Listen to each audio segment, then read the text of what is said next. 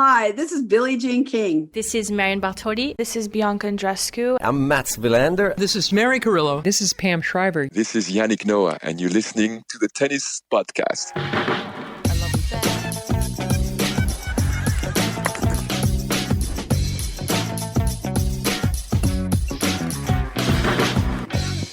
Well, hello and welcome to the Tennis Podcast on day 3 of Roland Garros 2025. You find us all back at Tennis Podcast Towers, Paris.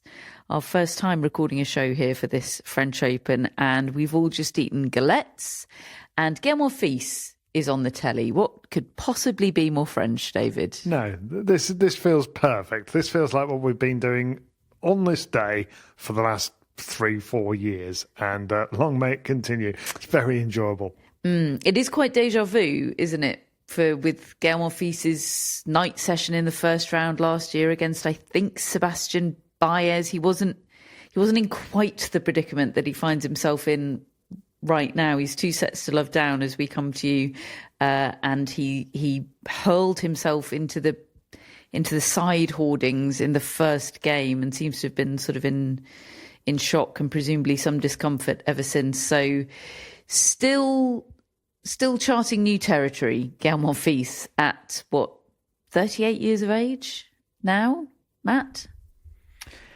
I've lost count of how old Monfils is, to be honest, but that sounds about right, yeah. Yes, so we will keep you updated on soon-to-be-out-of-date Gael Monfils news over the course of this show. And the winner of this surely soon-to-be epic between Monfils and Dellien will play Jack Draper. We'll talk about his first-round match later in the show. And also lurking in that section is a certain Joao Fonseca. It is 1 down, 6 to go for your man, David. I told you. I told you he's that good. And my word, was he good today. I have to say he's played like a dog's dinner for the last month, so I really wasn't expecting too much today. But the moment Matt and I battled the crowds and took our extremely lucky seat and privileged position as a member of the media in that court number 7, which honestly was far too small for the number of people that wanted to see this match because of Joao Fonseca's popularity and following. He was there to remind us just how prodigiously talented he is. He was middling every ball. He wasn't missing the way he was against Fabian Maruchan in Rome. I mean, he was missing every fourth ball in that match. This time, there was a security about his shot. There's a whiplash to the forehand, and poor old Hubert Hurkacz. The patterns just do not work for him because his strength is his backhand and getting to the net. Well, Fonseca wasn't giving him backhands. He was just whiplashing the forehand cross-court, and this wobbly old forehand in response that Hurkacz was trying to respond with. I mean, I think he hit the frame more than he hit the strings. And he was flying long and all over the place. But I thought Fonseca was majestic today and electrifying and exciting. And yeah, we're on our way. The title is coming. I feel like we say poor old Hubert Hurkacz quite a lot on this podcast. Yeah, we probably do, to be honest. And I think I was asking David this on the walk back to Tennis Podcast Towers, actually. Like, I wonder whether Hubert Hurkacz, while playing in Geneva, knew his French Open draw, or whether it was all about Geneva, trying to win the title there. And look, I don't know. I think some players would be wired to just focus on the tournament they're playing. Others would definitely probably have an eye on the French Open. I honestly don't know Hubert Hurkacz well enough to know what he would do. But it's very difficult to know the mind of Hubert Hurkacz. If we know anything, we know that. Right, exactly. But, imagine a scenario where he doesn't know his Roland Garros draw, and then he loses that final in Geneva in such devastating fashion, having been a break-up in that final set against Djokovic and his forehand falling apart in the final set tie break. the worst bit of next news that he could have got was, oh, by the way, you're playing Joao Fonseca in round 1 of Roland Garros. Good luck with that. And like that, it had the feel of those vibes to it, his performance. Like the Geneva final was still on his mind, and oh gosh, I've got to face this force. And it was a force. Many things about this match I will remember. Obviously, David's increasing joy and smugness as we're watching it. I've greatly enjoyed being part of that vibe. But also, like, I will remember just what David said there about how tactically spot on Fonseca got this match, targeting the Hurkacz forehand at every possible opportunity. But mostly I will remember the buzz around it. You know, we went outside of the media centre probably a couple of hours before this match even started, and the queues outside of Court 7 were so long that you couldn't actually really tell where they ended. Just a swarm of people around this court trying to take their seats.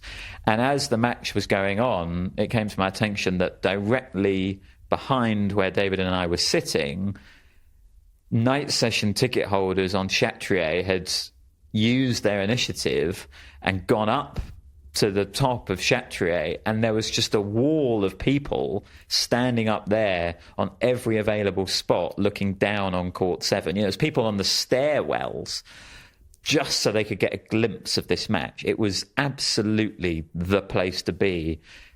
On Court 7, people were sort of, I don't know, 7 or 8 deep, standing up, watching it. It was, you know, a new definition of standing room only for tennis. Like, the buzz around the place was awesome, and I was so impressed with how Fonseca thrived in that environment. And I think it weighed on Hurkacz.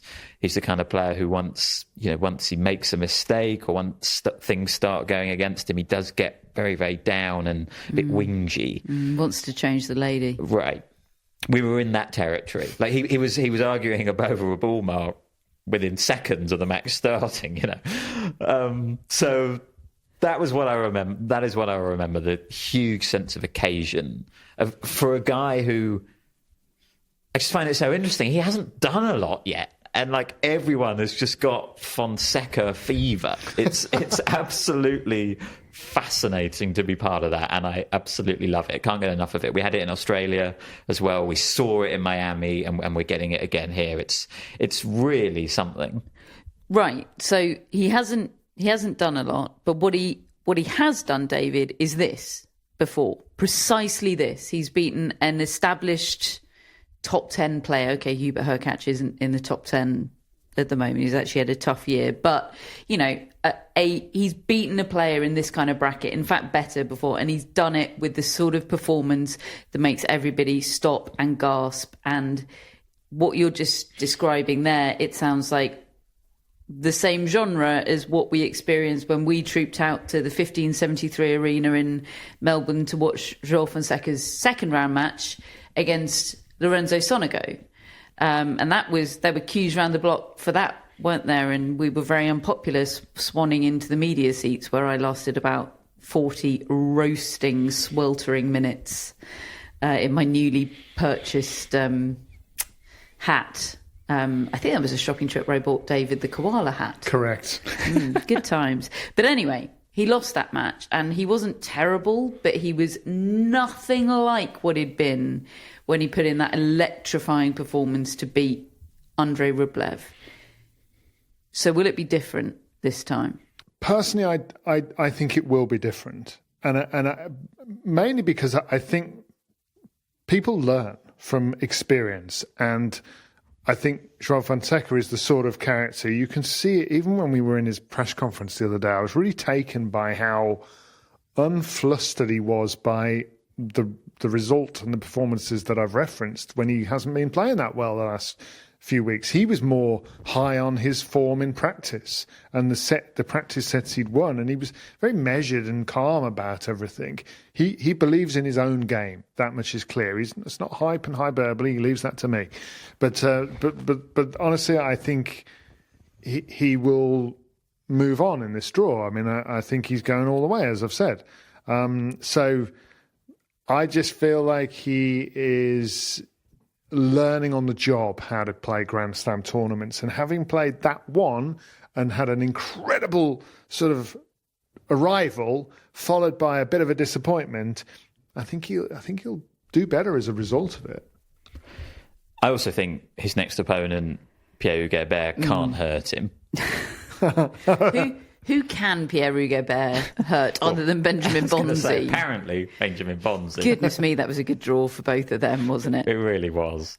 Like, I remember after the Rublev match, we pointed out that Rublev gave him the same ball all the time, and Sonego has variety in his game, very different backhand to forehand, for example, that Sonego's got, and just generally a little bit more disruptive, a little bit harder to get into that rhythm that Fonseca had against Rublev and had today against Hurkacz. But I just don't see how Pierre-Hugues Herbert hurts Fonseca. I just don't see it. Like, there'll be the element of the crowd, but Fonseca will have plenty of support as well. So, in fact, I think a lot of French people will probably, like Fonseca as well. And I'd struggle to see how it will be that difficult for him. So I think that's a big difference as well from the Australian Open. I just think the draw's better here. There is something about him being a young Brazilian man here, isn't there? Because Gustavo Kuerten is so embedded in the DNA here, and most of the people, there's some Gen Zers that don't know, but most people that are coming through the gates here know. He's the stuff of legend, isn't he? Those Brazilian shirts are the stuff of legend, and Fonseca is going to be something special, and the Brazilian fans that he brings with him are going to be something special everywhere around the world, but it's going to be most heightened outside of Brazil here, I think. Yeah. I asked Diana, who represents him as a PR manager, Fonseca, and represented Gustavo Kuerten back in the day, all those years ago, nearly 30 years ago now. David's big Brazilian contact. Yeah, she's a tennis podcast listener. Hi, Diana. But I asked her, is this what it was like? And she said, no, because it became like this, she said, but it took Gustavo Kuerten to win Roland Garros for this to happen. Because there hadn't been a Gustavo Kuerten before Gustavo Kuerten. And he wasn't expected to do that, really. There wasn't, and you're right, there wasn't the tennis history in Brazil that he created and has kind of kept going, really, because players that have followed have benefited from his presence. And now Fonseca is, the hype has come along, and now I think the country has its chance to get its teeth into another Gustavo Kuerten in its eyes. And the fever is the right word, I think, for what it feels like, Fonseca fever. I mean, I asked him in the press conference the other day, are you okay with all this? It seems like a lot. And he looked at me really quite quizzically, as if he couldn't quite understand why I was asking that, because it's fine, which I loved, and I felt slightly silly for asking it. That feels like a precursor to a future press conference where he says, I love being number one. What are you talking about? It's great. I love being chased. Okay, so 1 down, 6 to go for Joao Fonseca. The same is true for Novak Djokovic. He beat Mackenzie McDonald today, 6-3, 6-3, 6-3, and has Corentin Moutet next. Matt, you watched this one.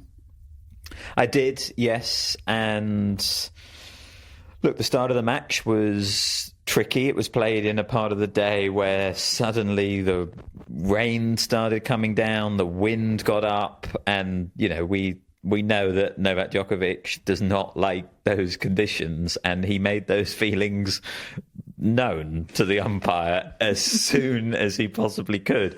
I must say, play didn't stop at any point today on the outside courts. They kept playing through everything, and that I suppose that is the question here. You know, should they have put the roof on? They did eventually, under some pretty severe pressure from Novak Djokovic. They put the roof on and sort of kept playing through the roof closing. And Djokovic said in his press conference that the supervisor was out telling him, saying, no, we're not going to put the roof on because they're playing everywhere else. And Djokovic said, well, the rules should be different on Chapter because we've got the roof. You know, we can use it. It will be better for everyone in the stadium. Apparently some of the fans were singing close the roof because they were, you know, not having a very good time in the windy and the rain. And eventually they did do that in that first set and close the roof. But personally, I'm in favour of keeping the roof open if it's playable. And it was playable. You know, they didn't stop anywhere. I love Matt scrutinising a roof policy. Traditionalist Matt over there. Open the roofs. He just wants consistency in the policy. Yeah. Also, just like the conditions change so much, especially on Chapter when that roof closes. It just has a totally different feel. And I just want the feel of the tournament kept if possible. But anyway, they did shut the roof. And from then on, Djokovic was, you know, a lot more content, and he played pretty well. Look, he didn't have to play at his absolute best, but he just sort of dissected really the game of Mackenzie McDonald, who can't really hurt him. 6-3, 6-3, 6-3, the same score in every set. Lovely use of the drop shot from Djokovic. You know, so often he was going to that shot off. He can hit it off the backhand, off the forehand. His understanding of the dimensions of the court is just absolutely incredible. And I know we say it a lot, but yeah, a very, very comfortable win for Novak Djokovic. And yeah, just what he needed. You know, he had quite a lot of tennis in his legs last week, didn't he, with playing in Geneva, coming into a slam. Playing the week before is not something he does that often.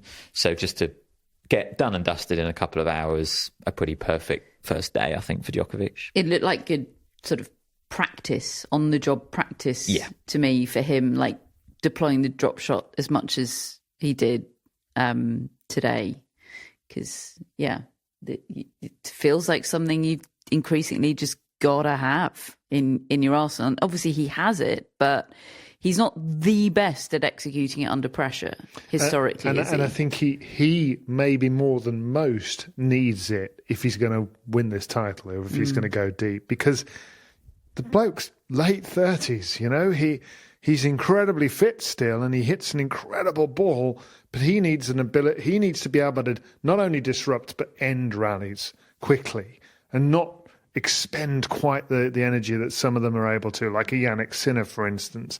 It is an increasing shot in the arsenal of all players, but I think he I said to Matt earlier today, I think he understands the geometry of a tennis court better than anybody on the planet, and it's just something that's developed. I mean, he's an incredibly smart guy anyway, isn't he? But it's 20 years in the making. He understands where you need to put that ball. We lost the 11th seed, Daniil Medvedev, today in an absolutely glorious hot mess of a match. This was my favourite match of the tournament so far. I can't explain it. I loved it. And you wouldn't have said that going into today, because I left here and you said, where are you going, Matt? And I said, well, I may pop by Norrie Medvedev. And it was... I said Norrie? Yeah. Look, each to their own, but I did and got into it. Each to their own, but generally I don't seek out Cam Norrie's matches. She didn't get into the 1 point slam initially until 4 seconds in. You went full 1 point slam.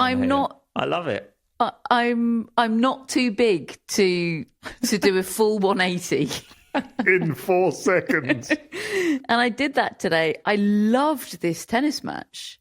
David, trooped out there to Simone Mathieu, basically because we thought we were going to get Eggy Medvedev. We saw the screen, we got in.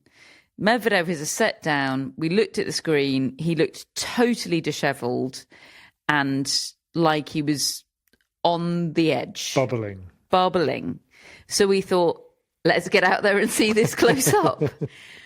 And I thought I was going for the Medvedev sort of implosion show, but actually I just loved it as a tennis match. It was quite weird. It had echoes of Tommy Paul and Elmer Moller about it, and two players with good backhands and extremely odd technique on the forehand, possibly even more so than Tommy Paul and Elmer Moller, and both of them not great at generating pace in incredibly slow conditions. It was drizzling for quite long portions of this match, and cold and windy, and Medvedev, who we knew was ill from his pre-tournament media, but he was snotting into a towel intermittently. But bizarrely, this wasn't about Medvedev melting down at all. He went 2 sets love down in this match, but he was actually extremely dialed in, I thought. And once he started on the comeback trail, I felt quite secure in him coming all the way back.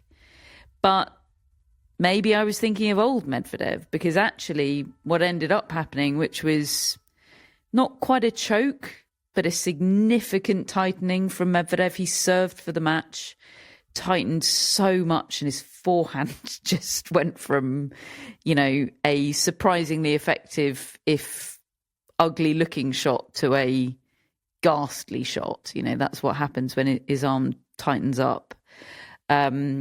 And he gets broken serving for the match and loses it 7-5 in the fifth. And this is the second consecutive slam where he has lost after serving for the match. And it reminded me of what Taylor Fritz was talking about yesterday. The only way out is through. And, he's just not winning matches like this. He's not winning nearly as much as he used to. He's used to having winning in his muscles, isn't he? People talk about winning becoming a habit and the muscle memory of winning. He just doesn't have the amount of that he's used to. Yeah, he doesn't feel like a top player anymore at the moment. And that's not to say he can't rediscover that. I mean, the ranking will tell you that. The way he has been in the top 5 and even higher for many years, this guy. He's been right there since sort of 2018, 2019. And here he was, I think, deeply worryingly for him, wrestling this match away from Cameron Norrie. I mean, he was trying his heart out in that second set that he lost. I thought he was done when I left that court after the second set. Sure enough, get back for lunch, and he's won the third set 6-1. He's starting to race through the fourth set. Fifth set, he's got it under control. Never lost to this guy before. Serving for the match. I'd have paid you a lot of money if you'd have offered me a bet I don't bet. But, I was convinced that there's no trouble here. And his game deserted him. It was truly comical tennis, because both of them were so anxious. That some of the shot selections. Shot selections and executions. I mean, even the match point itself, where... I mean, Medvedev has played the weirdest looking drop shot cross court that I think's going out, and it somehow catches the edge of the line. Norrie comes in, just pokes it down the line, with the entire court left for Medvedev to just paddle a forehand into. I could have made that, right? If I'm not nervous, I could have made that. Well, some of the time. He ballooned his forehand into the backstop. I mean, it didn't even bounce. And it's just gone. The game has gone at the important moments. Because he still hits a beautiful ball in a rally in the middle of the match. I mean, the conditions were so heavy; it was horrible for them both, really.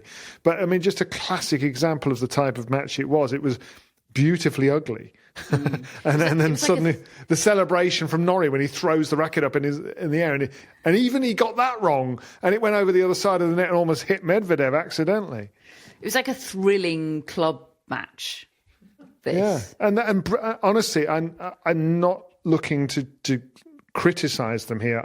I think that they were a credit to themselves, how deep they dug, but it was a weird few hours, and I really enjoyed it. Yeah, it was real courtcraft out there.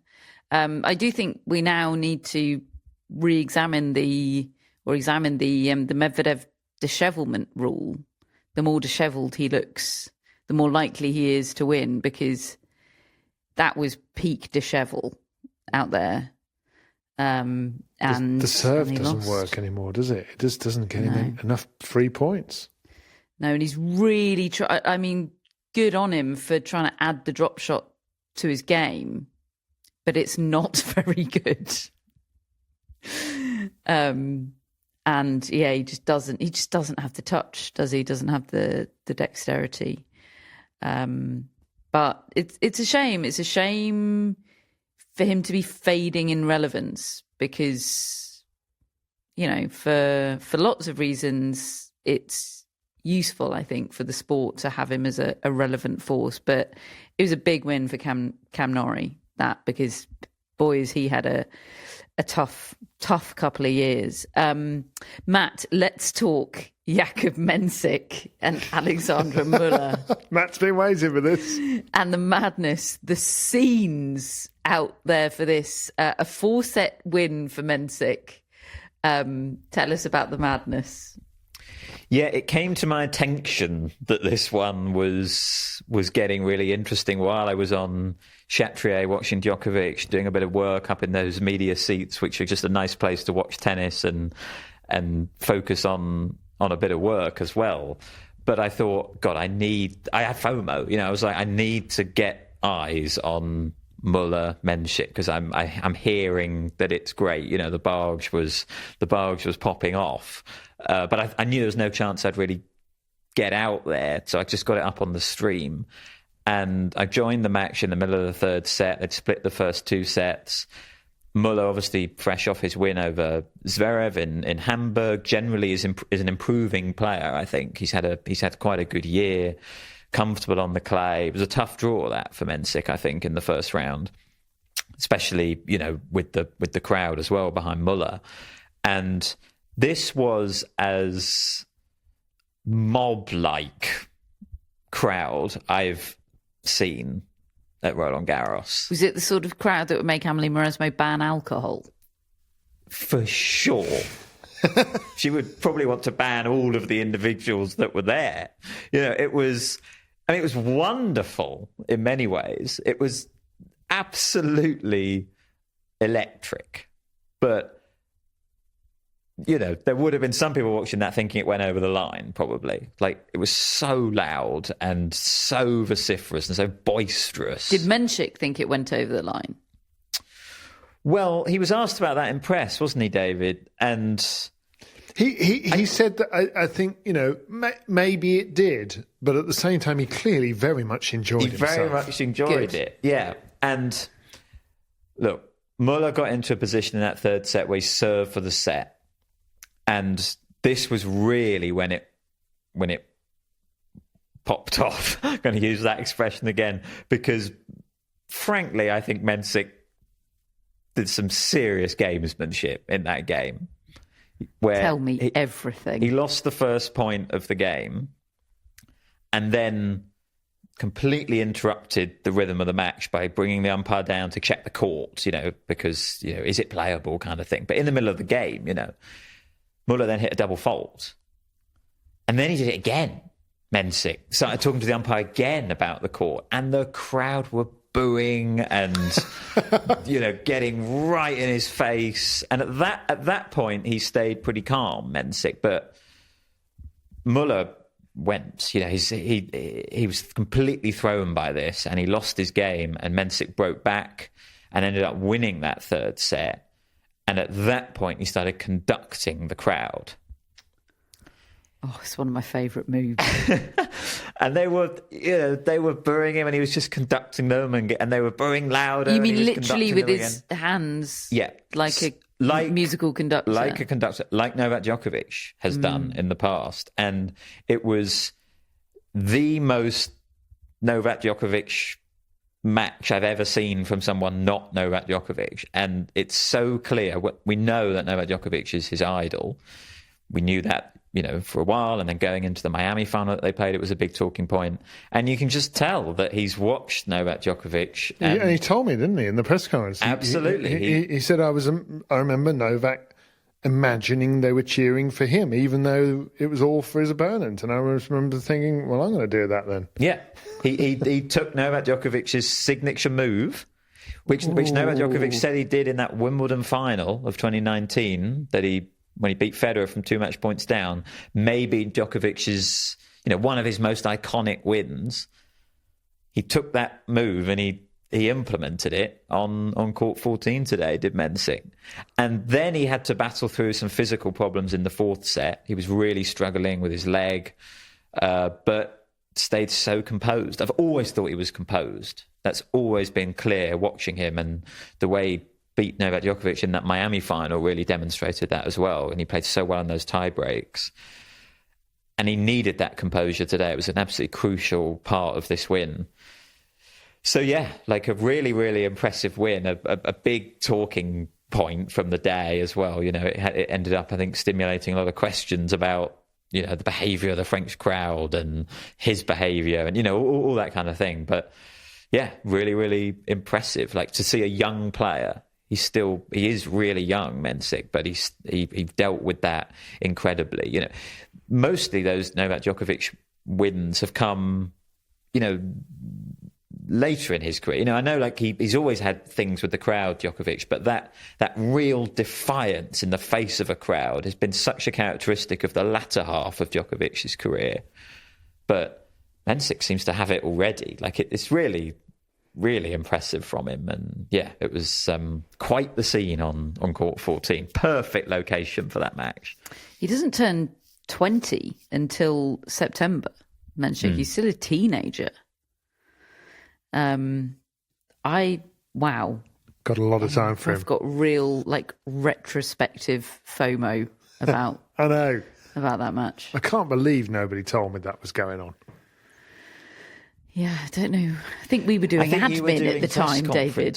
You were speaking to Gauff and Medvedev. No, I accidentally was adminning through the Medvedev press conference.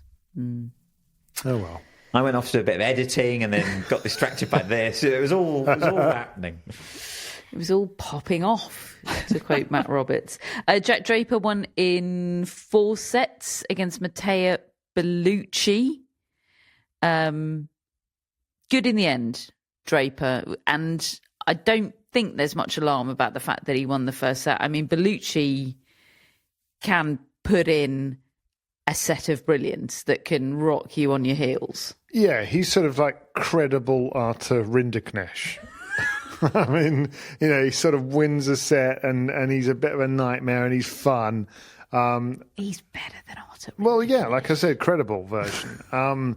But I think the thing is, Draper did not enjoy those conditions. Heavy, cold, nothing happening with his forehand off the court. He still hit it well, but it just doesn't react off the court. His very heavily topspin forehand. Same thing was going on for Artifice yesterday. When this weather warms up in a few days' time, those two are going to be lethal. And the thing is, he didn't panic. He got the job done. Bellucci played well. He was a good watch. But no, Draper's increasingly carrying himself like a top player. Alexandre Zverev on the same court, both these matches on Longlen. He beat Lerner Tien 3-3 and 3-Tien, not a clay quarter at this stage of his career, I think it's safe to say. Jesper de Jong next for Alexandre Zverev, who came from 2 sets down to beat Francesco Passaro today. David suddenly become a Jesper de Jong guy. Every time I look over at him at the desk, he's giving me updates on Jesper de Jong that I didn't ask for. Well, that's true. It's that match he played against Alcaraz. Was it here last year? Yeah. There's something about him. He's got a really high ceiling in periods of matches and can worry top players. That's what that taught me. And then I didn't see the match he played against Fonseca in Estoril a few weeks ago, but he beat him handily. And obviously, given Fonseca's going to win the French Open, you've got to take that seriously. So I like watching him, and I like the fact that he's come all the way back from 2 sets to love down. I wonder how much is left of him after that. It's not easy to do it. So we'll see. But I do like Jesper de Jong, and I'm kind of a bit curious as to why he hasn't pushed on over the last year, but maybe this is the time. Last couple of kind of sad notes to end on from the men's side of things. Felix Auger-Aliassime lost from 2 sets up for the second slam in a row, albeit to Matteo Arnaldi, and the last time in Australia was to Alejandro Davidovich-Fokina. So these are good players and tough draws, but it is scar tissue for Felix Auger-Aliassime. With a serve and a forehand like he's got, to be losing from 2 sets up, that is a tough situation. And Grigor Dimitrov retired today against Ethan Quinn after winning the first 2 sets, and that's his 4th retirement of the season. I mean, you could probably call it his 5th, really, because that Monte Carlo match that he played against Alex de Minaur that was, love, and he was sort of a ghost out there. He said the only reason he played that match or continued playing it was because he just didn't want another retirement on his books for the year, because he was so conscious of how many times he'd retired. Well, here we go again. It's his 6th retirement since Wimbledon last year. It's a sad scene at the moment. He's the first player in the Open era to retire from 4 straight slams. Oof. I mean, it's absolutely brutal. Wimbledon last year against Medvedev, US Open last year against Tiafoe, Australian Open this year against Pesaro, and then today against Quinn. Like, non-calendar slam of retirements. Like, Feel brutal. Really Brutal. Big time. Get well soon, Grigor. That's it for part 1. We'll be back with the women in part 2. Welcome back to part 2 of the tennis podcast on day 3 of Roland Garros. We got to see Coco Gauff in action for the first time today. She was second on Chatrier. She won comfortably 2-2 against Olivia Gadecki, despite forgetting her tennis rackets. Or maybe because of forgetting her tennis rackets, because she said in press afterwards that, generally she feels really nervous before first round slam matches. And actually that incident really kind of took her out of her head and loosened her up. Mm. Yeah, she said the person responsible for putting her rackets in her bag isn't here. And I was thinking, surely that's you. Well, we were sitting with Pam Shriver when when we discovered this turn of events, and she said that's the coach's fault. I find that fascinating. Yeah. Yeah, I mean, and she did point her bag at the team as though what have you done here? I haven't got any rackets. But surely, I mean, the rackets are the heaviest thing in that bag, right? So how can you pick up the bag and You'd not have think thought that you would notice something missing? If there were, 6 rackets missing or so. Yeah, very, very bizarre. This is like Tommy Paul's truck bought on finance situation. Well, I just don't understand it. It's like Francis Tiafoe forgot his rackets. I think it was Indian Wells earlier this year. And Coco Gauff put on Instagram, oh no, I can't believe I'm on the same list as Francis Tiafoe. It makes a lot more sense to me that Francis Tiafoe did it than Coco Gauff. Yeah. 2-2 over Gadecki. Not much to report, I don't think, from this match. I mean, that's a tough one for Gadecki. Mirra Andreeva 4-3 over Cristina Bucsa in the opening match of the day over on Longlen, breaking your 6-love 2-love curse match. Because actually, I think by the time you arrived at this one, Andreeva was a breakdown in the first set and in a bit of trouble. Yeah, she was a double breakdown. She was 3-love down, Andreeva, in this. Really, really poor start from her. Just a slow start. I don't think it was anything more than that. Obviously something she'll want to avoid against better players. Sorry, Reggie. But, once she found her groove in this match, she just had too much game for Bucsa. My only real point that I noted down about this was, she was 3-love down. she got it back to 4-all. So still, it was close, this first set. Bucsa played a great first point of that 4-all game.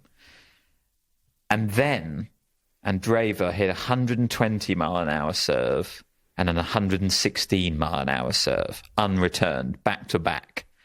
Wow. And I just thought, wow, exactly that. Like, okay, her game hasn't been in great shape so far in this match. She's in a little bit of bother here. What's something that you would love to have in this moment to get you out of a bit of trouble? A massive first serve. And she's got that now. It's really developed that shot, especially this year.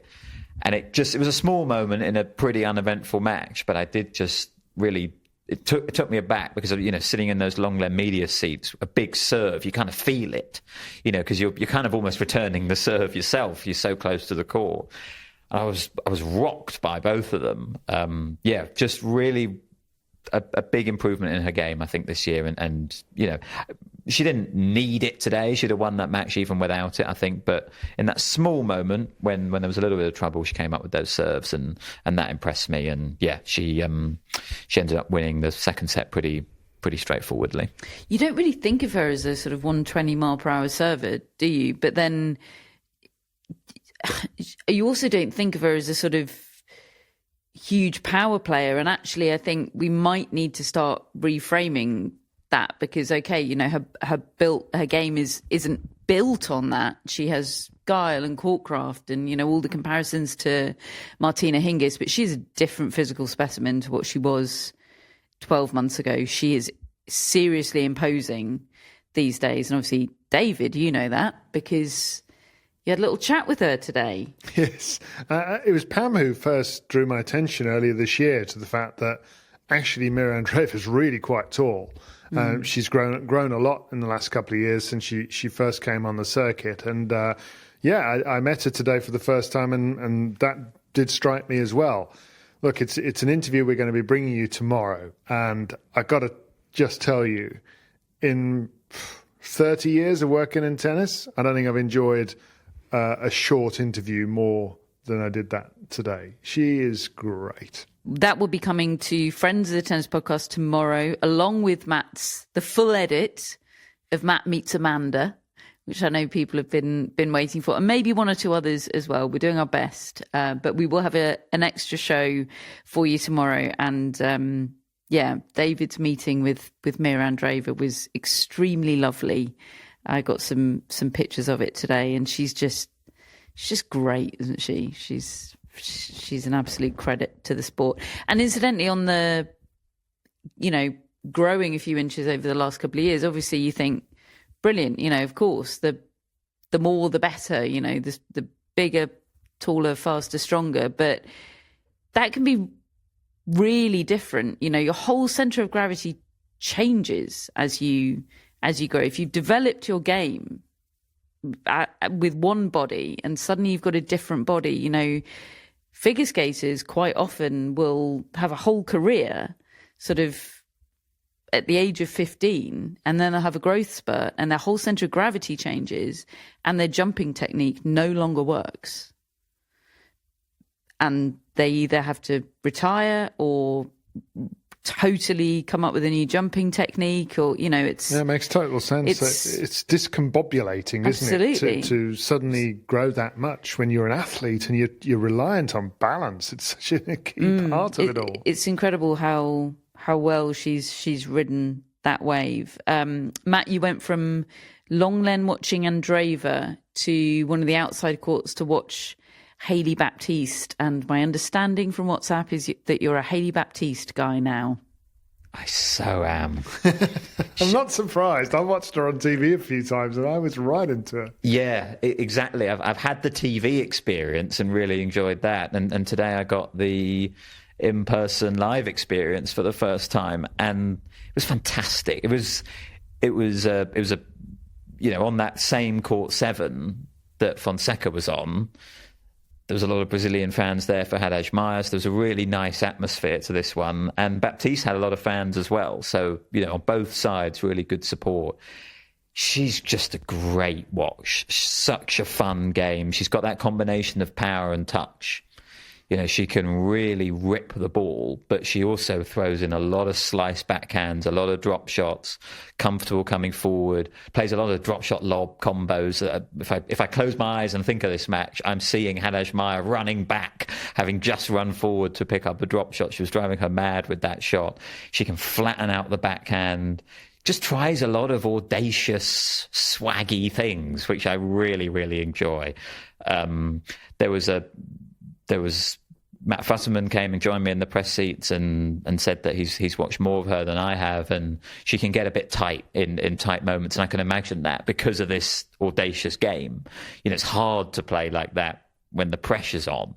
So I was watching and wondering whether she could just close out this match, this lead that she built, but honestly, she was just outplaying Hailey Baptiste, that it never really got close. We didn't really see her pressured in that way because she was just too good. She just had too much game. I think Hailey Baptiste's not at her best, to be honest. She was stronger player a couple of years ago. She's had a bit of a tough year, suffered a lot of heavy losses, and I think that's slightly, seems like it slightly dented her confidence maybe, but. Still, just love what Hailey Baptiste brings to a tennis court. Really, really good watch. And I just hope she can keep climbing the rankings because, she's a really, really good time. She plays Now Hibino next, which, all due respect, she beat Bianca Andreescu in qualifying, did Now Hibino, but you got to call that a good opportunity for Hailey Baptiste to go around further. And I hope she does. I'd like to get the chance to go out and watch her. That's a great sell, Matt. You've done her proud there. Jessica Pegula beat Anka Tadoni today very comfortably, 6-2, 6-4. We lost Ons Jabeur 7-6, 6-love. In fact, she was in control of that first set against Magdalena Frech, and it all just fell away from her. And that second set was extremely sad, really, to see Ons Jabeur such a shadow of herself. And yet still, she came into press after that loss and was a shining light, was the only player really that has properly taken a stand against the comments of Gilles Moreton yesterday that we reported on in the show. They were put again to a number of players today, and none of them really had anything to say, or if they did, they weren't prepared to in these circumstances. But Ons Jabeur said, look, my thoughts are the same as what I said last year. It's still sad that we are still seeing this. I keep standing by my words. In Europe, it's unfortunate for women's sports, not for tennis, but in general. I hope whoever is making the decisions, I don't think they have daughters, because I don't think they would want to treat their daughters like this. She says, it's a bit ironic. They don't show women's sport.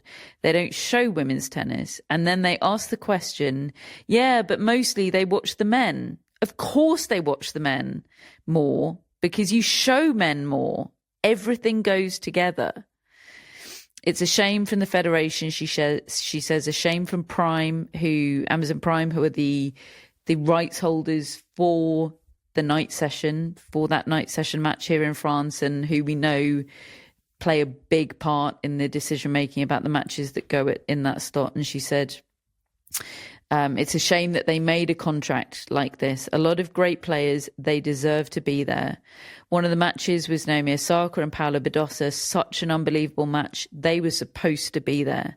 Just like last year, Iga Swiatek and Naomi Osaka was supposed to be there. A lot of great matches, they should have been there. I'm not sure what kind of fans Gilles Moreton is talking about. I know I'm a fan and I would watch that match. Oh, nothing more to be said, is there? Thank goodness for Ons. And in better news for players kind of in a desperate search for form, Marketa Vondrousova won today. Remember her, David? Yeah, about time. She's part of my fantasy team. I've had no points from her till now. Anyway, better late than never. She beat Oksana Selekhmetova 4-4. It's her first Grand Slam win since Roland Garros last year. Yeah, I mean, she's had a terrible time with injury, hasn't she? Time. And, wish her well. It's nice to see her back. Yes, so many people in our newsletter daily predictions went for Vondrousova to lose. It felt like sort of low-hanging fruit. She hasn't played in a while. She's probably, you could pick her opponent and that would maybe still count as an upset. Felt sensible, but never make Vondrousova predictions. That is my personal rule. Never do it. You will fall into the trap. And sorry to all those people. I did warn them in the WhatsApp group. But they did it, and she won. Here we are. Folks, that's it for part 2. We'll be back in part 3 to look ahead to day 4. Welcome back to part 3, where Gael Monfils is still on our TV screens. He's taken the 4th set into a tie-break. We'll probably be here watching him in a couple of hours' time. Tomorrow, this is what we have to look forward to. Chatrier starts with Paulini against Ayla Tomljanovic first up at midday. Then it's Fabian Marozsan against Carlos Alcaraz.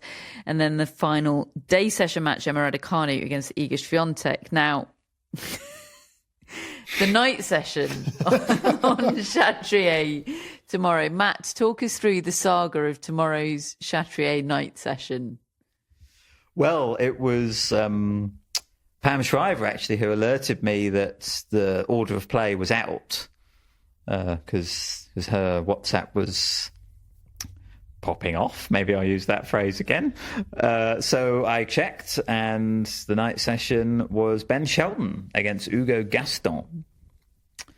And, that was the second night session slot for Ben Shelton. None for women, 2 for Shelton. And then next thing I know, that match has got walkover next to it. Ben Shelton is already through to the 3rd round. So suddenly there's no night session, or there's, only a men's walkover in the night session. So I just had images of the officials backstage, scrambling around, trying to, desperately find another men's match that they can put on the night session. And I think that's exactly what ended up happening, because about an hour later, something like that, barrels were scraped. An hour later, we saw that the night session is now Holger Rune against Emilio Nava. Match of the day. Oh, yeah, it was it was an extremely funny turn of events. Look, I'm sure they'll put on a show, but yeah. Emilio Nava and Holger Rune last on Chatrier tomorrow. Longlen starts with Emilia Rango against Zheng Qinwen. Then Casper Ruud and Nuno Borges. Third on is Giovanni and Pesci Perica against Emir Jumhur. And finally, Arina Sabalenka against Jill Teichmann. Teichmann's a blast from the past, isn't she? Court Simone Mathieu is Lorenzo Musetti against Daniel Galan. Anna Bondar against Elena Svitolina. Matteo Giganti against Stefanos Tsitsipas. And Elena Rybakina against the talented young American Iva Jovic. Court 14, Victoria Golubic and Amanda Anisimova kick things off tomorrow. Quentin Elise. I turned down playing tennis in the morning so that I can be at Anisimova at 11. And Golubic, former backhand lister. Well, yeah, look, great backhand, but I'm there for the Anisimova backhand. It's a list of one. Yeah. Elise Kecmanovic, second on, Fucsovic, Paul and Schneider Jastrzemska. Ava Lise and Victoria Mboko, open court 7 tomorrow. That might be where I am. Karen Hashanov also on 7. Yelena Ostapenko, Francis Tiafoe. Donna Vekic against Bernardo Perez, second on court 6. Daniel Collins is out there. Jensen Brooksby and Sebastian Korda. Okay, we're ready for round 2 action. Gael Monfils might be ready for some round 2 action. Do we need to get this show off the road so you can start singing the Marseillaise, David? Oh, I mean, he's punching the air. I'm punching the air. Everybody's punching the air. Okay. Just hold your horses for a moment, Gail and David, because we have a mascot for this show.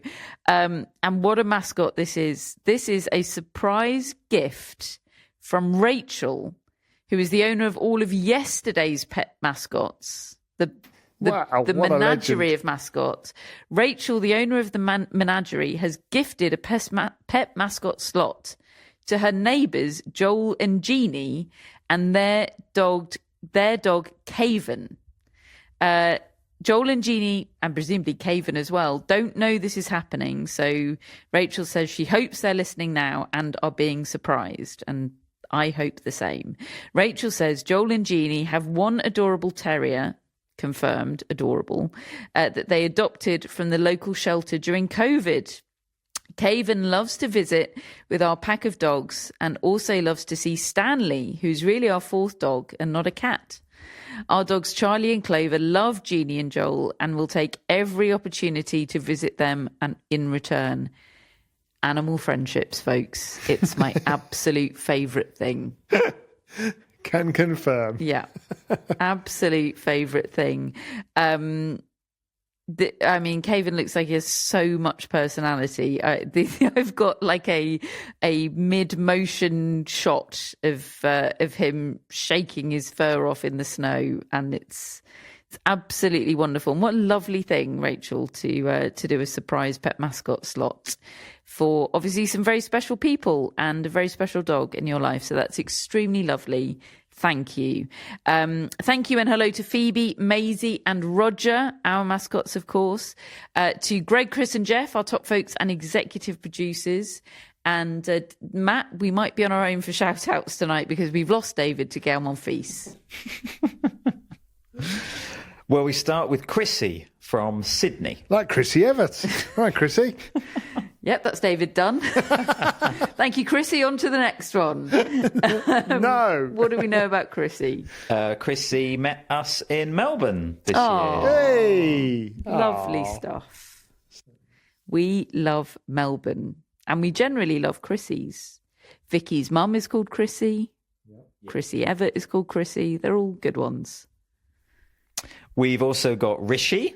We know Rishi. All right, Rishi. We know Rishi. We do. Who is originally from Pennsylvania, now lives in New York.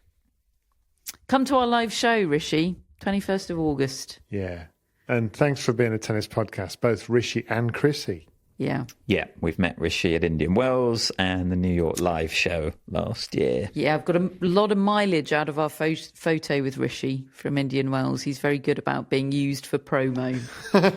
So we appreciate you, Rishi. Thank you. And finally, we have Dana, who would like to give a shout out to her tennis mate, David Odell. Good name, good name. And you're going to like this even more, David. David is from Birmingham. Oh, now we're talking. Excellent. What's Gael Monfils doing serving a volley on a set point? Don't do that. Goodness sake. Sorry. Oh, that was a bit... Didn't Daniil Medvedev do that here? That was my tactic in the 1 point slam. Daniil Medvedev serve volleyed off a second serve match point down here. Yeah, to Tsitsipas. Yeah. In the pandemic, I think. Yeah. What a memory. What okay. a time. David. Yeah. To think that was a better Medvedev time. Yeah. David. Who is David's friend that this is gifted by? Dana, like Hannah, but with a D. Oh, Dana. I love it when That's people so nice. see them What as a gifts. Lovely thing to do. It's very, very heartwarming. We love David's from Birmingham. They're our favourite. Absolutely. We've all gone silent because we're watching Gael Monfils at set point. At least do some commentary, David. Oh, my boy! How has he done that? Double-handed backhand winner down the line and he's going bananas. Okay. Folks, we are proudly part of the Tennis Podcast. No, we are proudly... There are people kissing in the stands because they're so excited. Folks, we are proudly part of the Athletic Podcast Network. We are available wherever you get your podcasts, including YouTube. We're going to watch the fifth set of Gael Monfils against Hugo Dellien, and we will be back tomorrow. Thanks for listening.